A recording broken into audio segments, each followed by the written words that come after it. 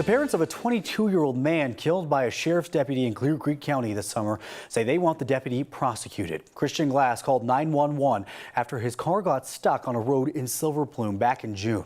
Well, 70 minutes after police arrived, Christian Glass was dead.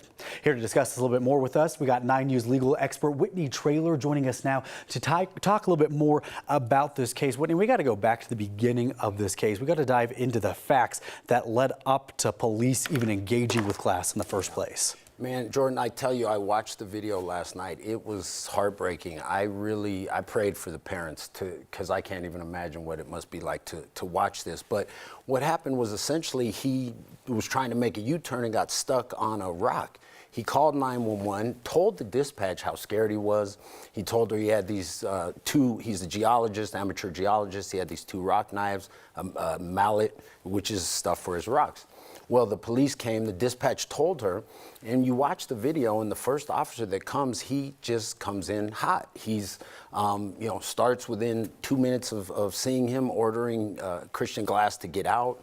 Christian Glass is holding his hands up saying, look, I'm really scared. Can you guys just pull me out?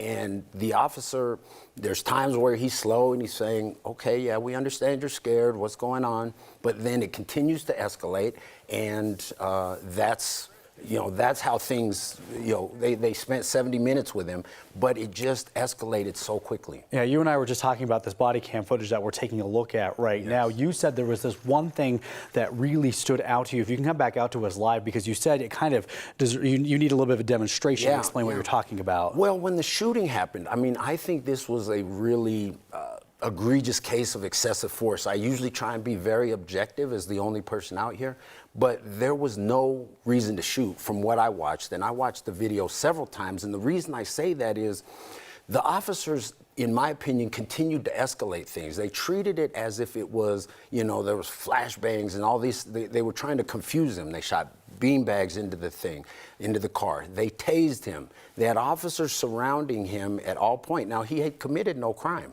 They just wanted him to get out of the car. So the officer that was on the roof who was pointing the gun down, there was another officer behind the driver's side door, in the passenger side.